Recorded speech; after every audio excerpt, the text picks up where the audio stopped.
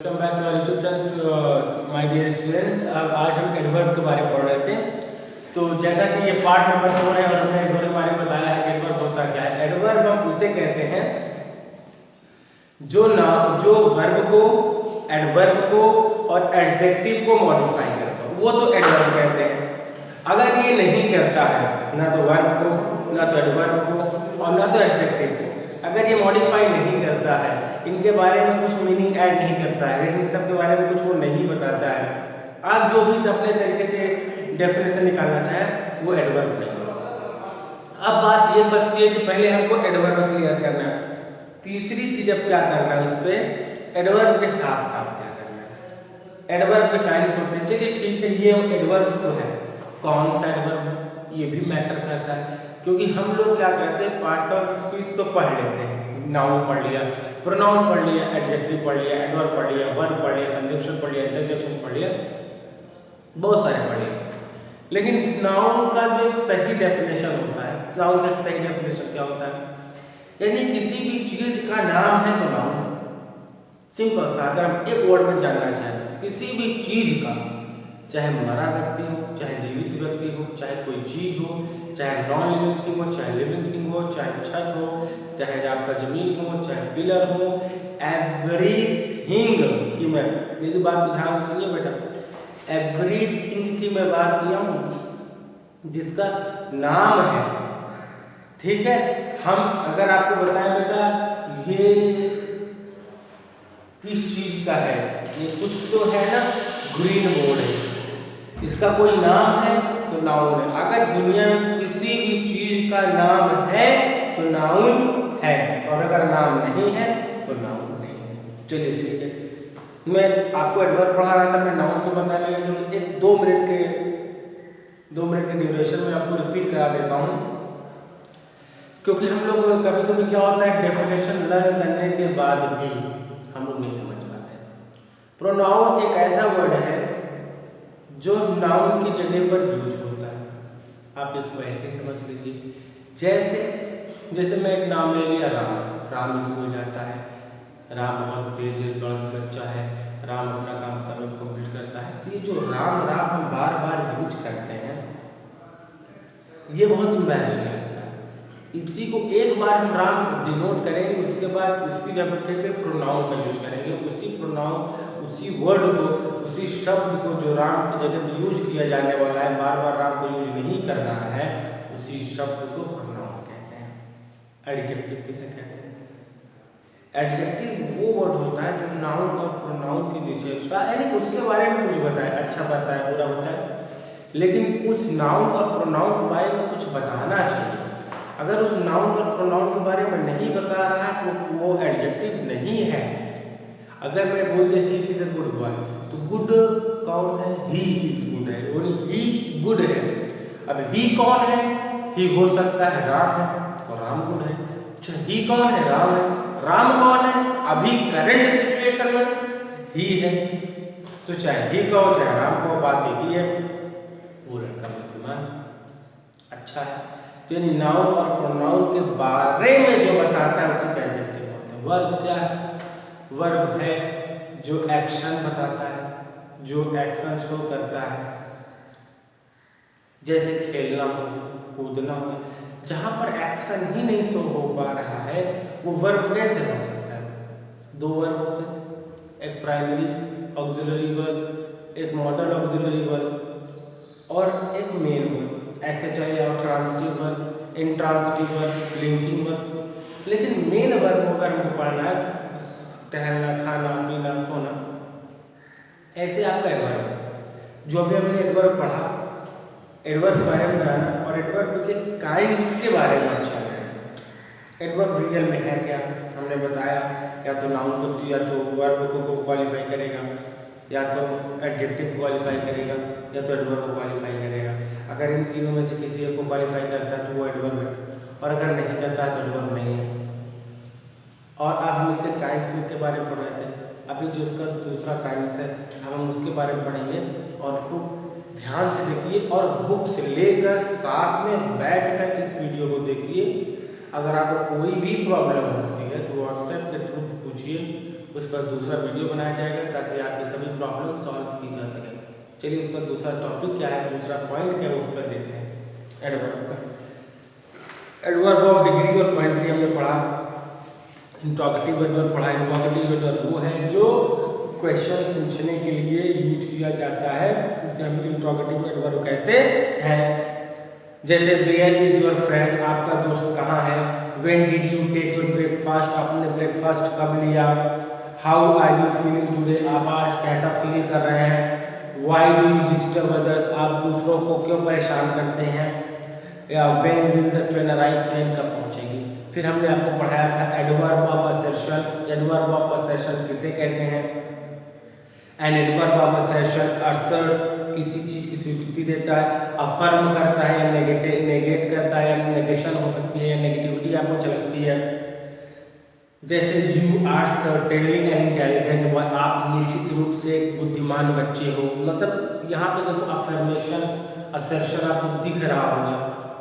He has not done it, इसने इस काम को नहीं किया है, किया ही नहीं है। असर्शन है, नहीं किया है।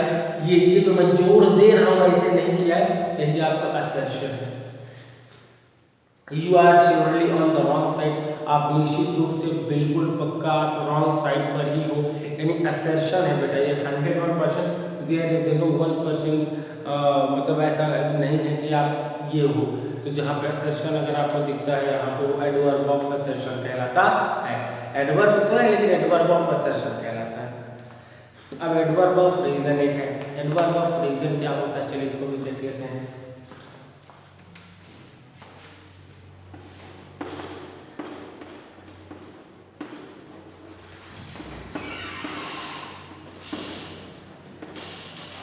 ये आपका एडवर्ब ऑफ रीजन आ गया, ठीक है। An adverb of reason shows cause, ये रीजन क्या दिखाते हैं, कॉज। कॉज का मतलब भी रीजन होता है, रीजन या पर्पस, यानी या तो कॉज होगा या रीजन होगा या पर्पस होगा। चलिए तीनों देख लेते हैं, एग्जांपल्स देख लेते हैं। With the help of example we will understand very well. जैसे पहला एग्जांपल है, the boy was sad, therefore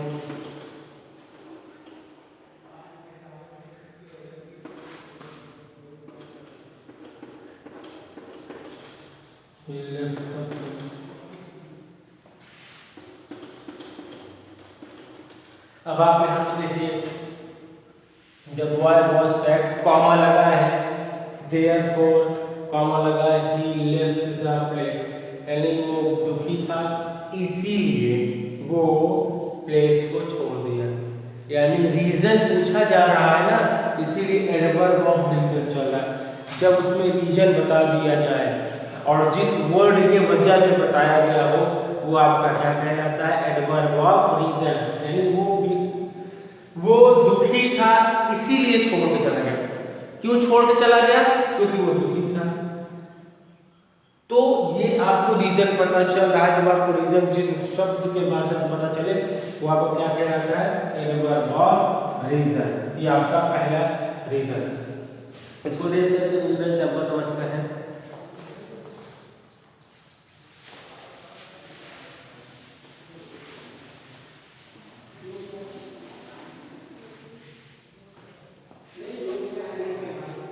दूसरा है, डू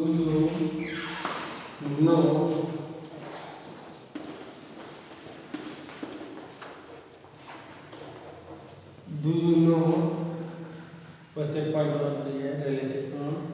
और do you no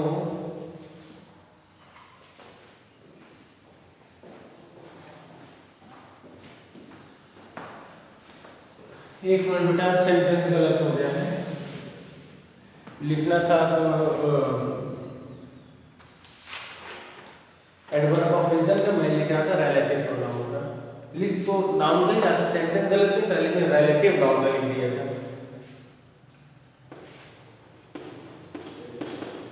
We finished he finished our work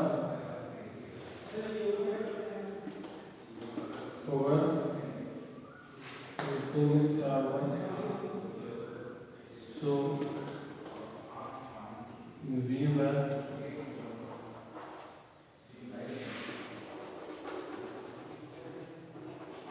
allowed to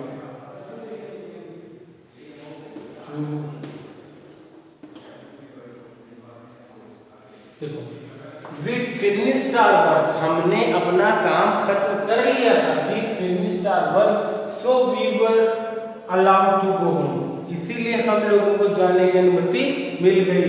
यानी ये वर्ड जो है आपका दे रहा है, तो ये this is adverb of reason, adverb of reason इसे बोलते हैं एडवर्ब ऑफ रीजन। ऐसे कई सारे एग्जांपल मैं आपको समझा रहा हूं। माय ब्रदर इज इल, मेरा भाई बीमार था, इसीलिए ही can not do it today, इसीलिए आज नहीं कर सकता। इसीलिए मतलब हेल्थ है, HENSE, यही आपका जो हेल्थ है आपका एडवर्ब ऑफ रीजन कहलाता है। मैं फिर से एकदम पूरा एग्जांपल बोल देता हूं। My brother is ill hence he can not do it today, मेरा भाई बीमार है इसीलिए इस काम को आज नहीं कर सकता है। ये जो हेंस इसीलिए आया है, यही आपका एडवर्ब ऑफ रीजन कहलाएगा। We began to run, हम भागना स्टार्ट कर दिए थे, शुरू कर दिए थे। in order to reach in time, वक्त के अंदर, वक्त रहते हुए पहुंच जाए, इसीलिए हम लोग दौड़ना स्टार्ट कर दिए थे। तो in order to जो है आपका, ये आपका एडवर्ब ऑफ रीजन है, क्योंकि ये रीजन बता रहा है कि हमको क्यों पहुंचना है। Our school is closed, our school is closed, तो अपनी स्कूल बंद है, किस वजह से? on account of Basant Panchami की वजह से। अब आपका आता है relative pronoun. Relative pronoun 2 minute में, जहां पर रिलेशन शो होता हो, क्या होता हो, बस 2 मिनट का काम है आपका। ये रिलेटिव प्रोनाउन फिनिश हो जा रहा है।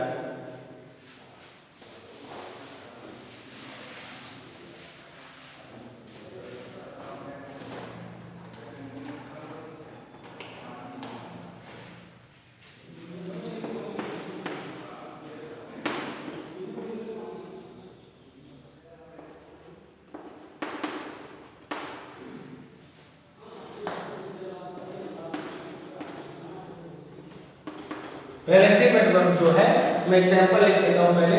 I know the time when he returns,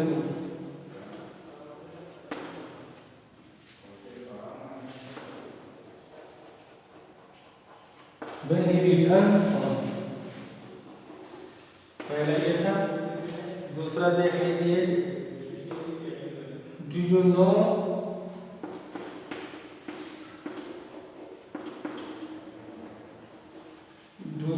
the reason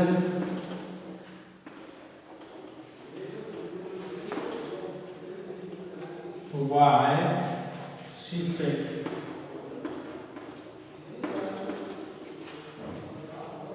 देखिए हम रिलेटिव प्रोनाउन पढ़ रहे हैं। Relative adverb beside modifying some words और एडवर्ब जो होता है मॉडिफाइंग करने के अलावा, उसके अतिरिक्त in our sentence also refers back to antecedent, अपने बैक रेफर करता है एंटीसीडेंट को। जैसे भी हम देख लेते हैं एग्जांपल्स के थ्रू। आई न्यू दैट, मुझे वो वक्त पता था जब वो अपने ही रिटर्न्स होम, जब अपने घर को लौटता है। या आई नो है ना, आई नो मुझे वो वक्त पता है जब वो अपने घर को लौटता है। यानी घर लौटने का जो वक्त है, जिसमें रिलेशन है, वो उसको पता है। Do you know the reason, क्या आपको वो रीजन पता है? वाई शी फेल्ड होने का जो रिलेशन है, क्या वो आपको पता है कि फेल्ड क्यों हो गई? ये आपको रिलेटिव प्रोनाउन आप जाइए उसको अच्छे से डेफिनेशन देखिए और with the help of example. जो 3 एग्जांपल्स हम आपको बोल देते हैं। लिखा है this is the reason why I don't talk to, यही रीजन है जिस वजह से मैं उससे बात नहीं करता। ये रिलेटिविटी शो करा रहा है कि हम और दोनों में जो नहीं बात होती उसका रीजन क्या, और एक रिलेटिविटी जो शो करा। दिस इज द वे, यही है how he behaves with everybody, इस ऐसे ही ये दूसरों के साथ बिहेव करता है। तो आपको relative pronoun I understood very well. अगर आपको फिर भी नहीं समझ में आया तो कमेंट करिए कि sir I did not understand properly, we will develop the next video on the basis of your doubt. Thank you so much. Press the bell icon for the